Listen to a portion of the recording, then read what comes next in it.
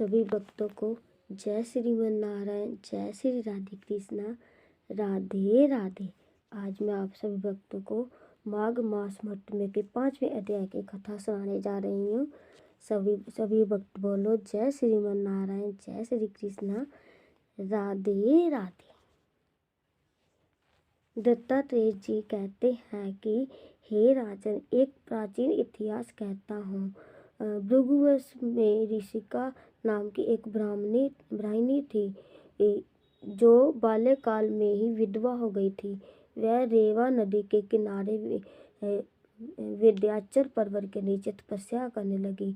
वह जितेंद्रिय, सत्यवक्ता, सुशील, दानशीलता तथा तप करके देह को सुखाने वाली थी। वह अग्नि में आहुति देकर उच्च व्रति द्वारा छठे काल में भोजन करती थी। वह वल्कल धारण करती थी और संतोष से अपना जीवन व्यतीत करती थी। उसने रेवा और कपिल नदी के संगम में 60 वर्ष तक माघ स्नान किया और फिर वहीं पर ही मृत्यु को प्राप्त हो गई। माघ स्नान के फल से वह दिव्य 4000 वर्ष तक विष्णु लोक में वास करके सुंद और उपसुंद दैत्यों का नाश करने के लिए ब्रह्मा द्वारा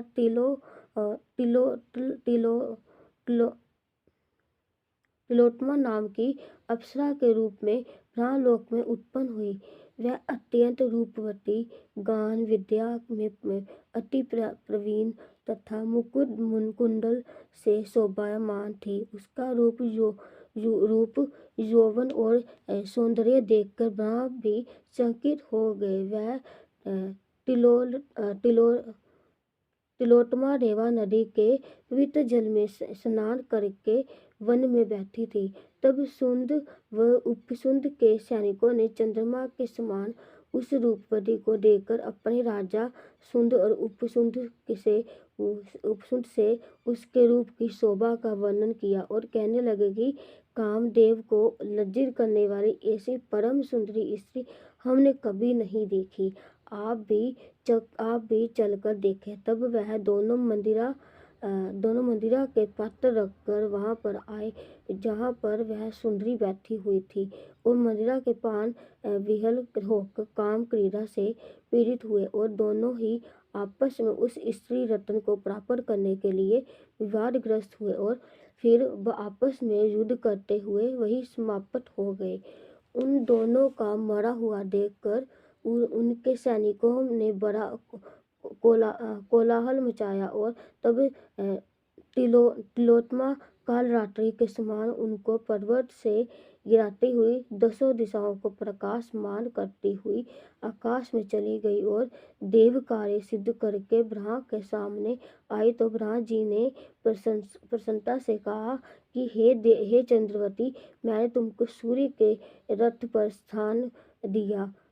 तब जब तक आकाश में सूर्य स्थित है, नाना प्रकार के भोगों को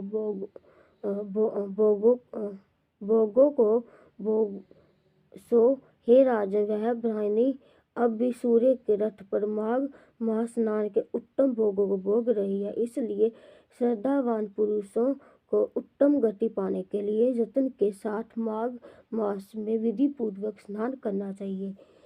आज का माघ मास में 5वां अध्याय समाप्त हुआ। अब मैं आपको कल 6ठे अध्याय की कथा सुनाऊंगी। आप सब भक्तों को जय श्रीमन नारायण, जय श्री राधे कृष्ण, राधे राधे।